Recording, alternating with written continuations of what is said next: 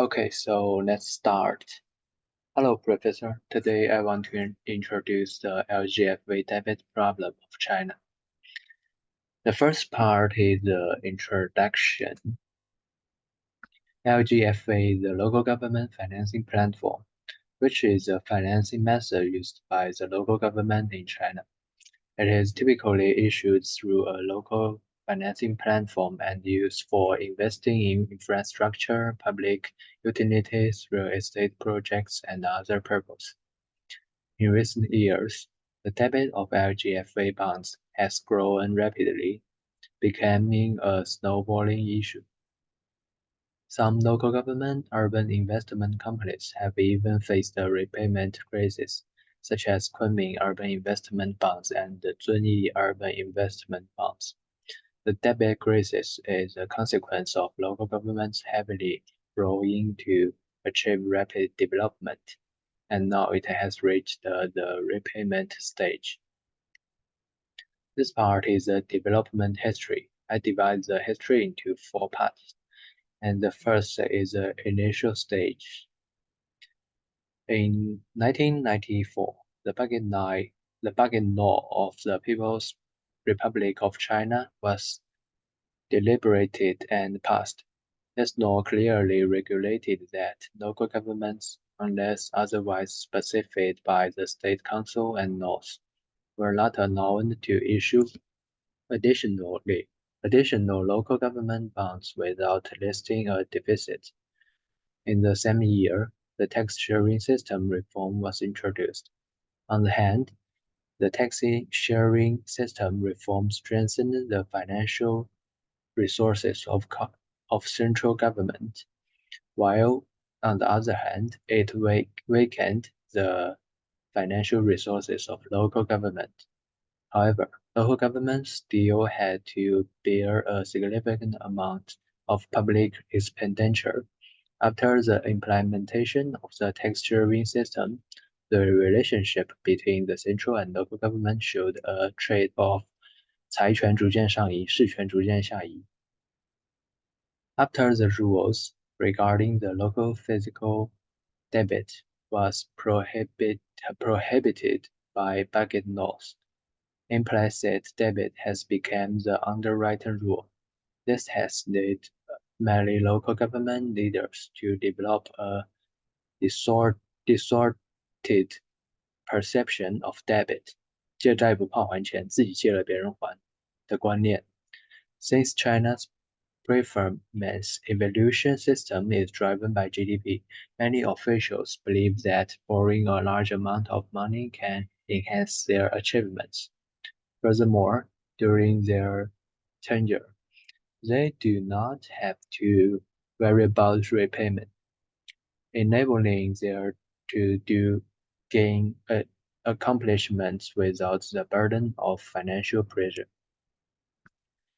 Between the 2001 to 2008, local government financing platforms experienced a slow development and primarily engaged in local projects and policy loans.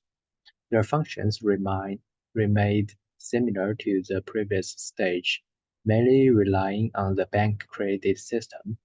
However, financing platforms in the cities like Chongqing started undergoing reform and transformation, adopting unique development models and establishing an industry platform system.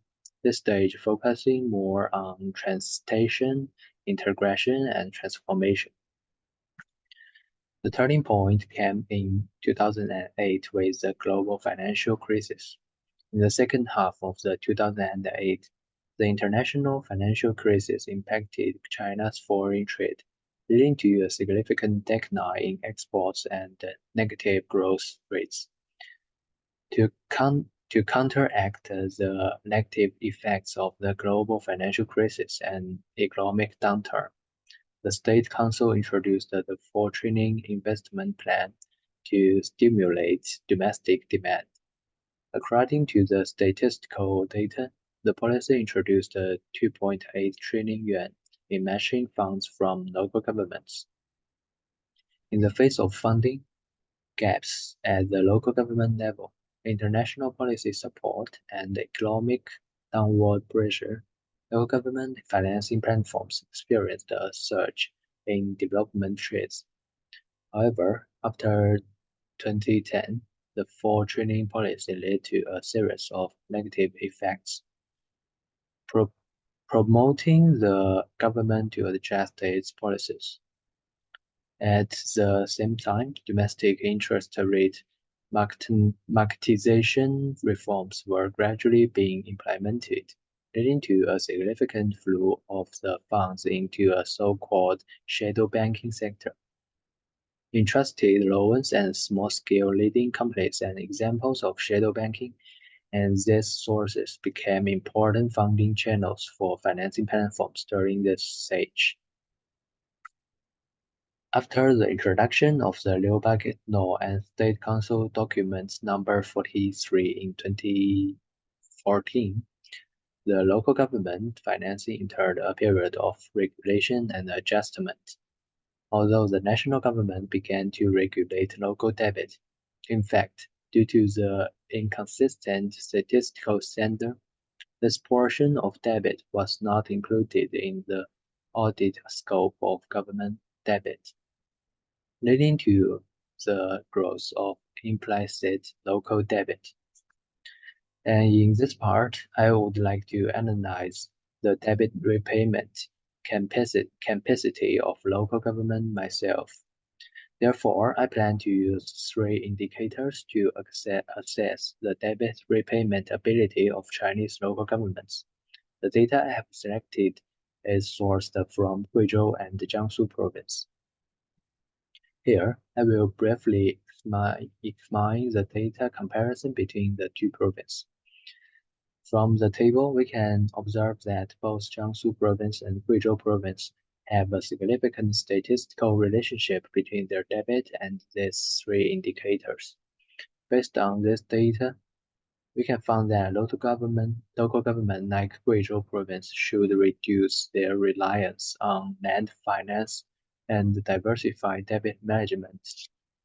At the same time, while identifying implicit debts, they should implement corresponding measures to mitigate risks.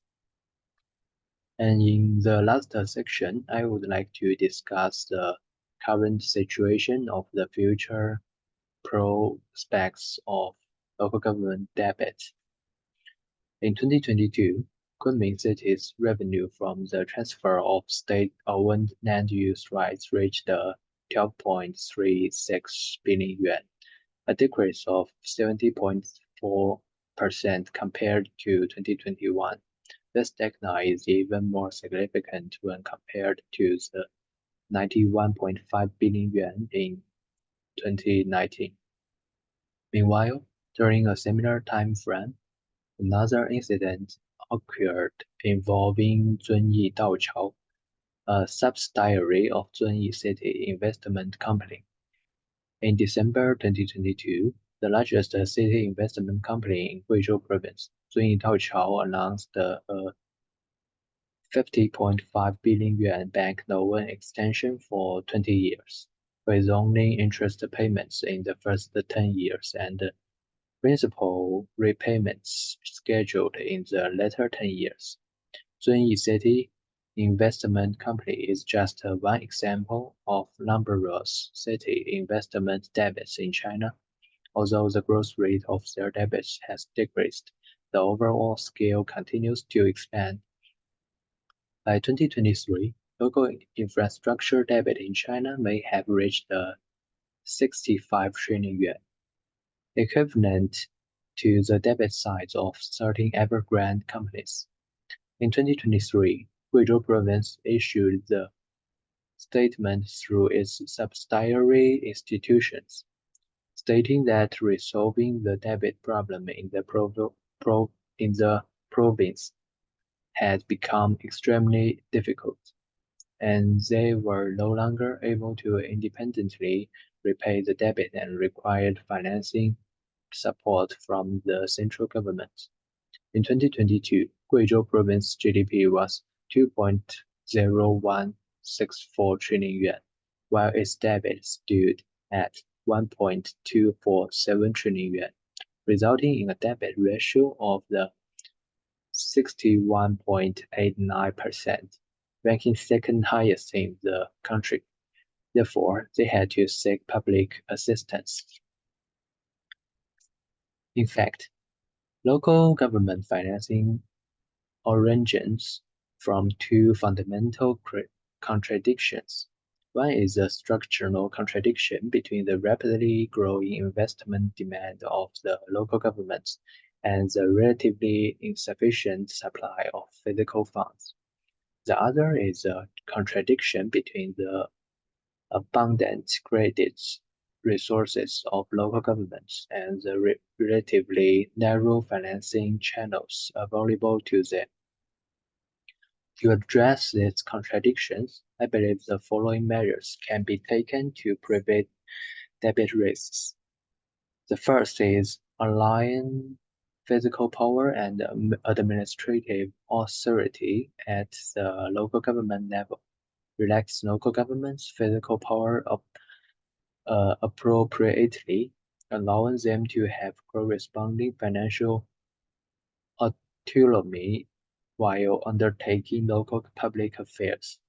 The second is regulate and guide local governments in accessing implicit financing channels, implement unified audits, and gradually resolve implicit debits in a phased and targeted manner.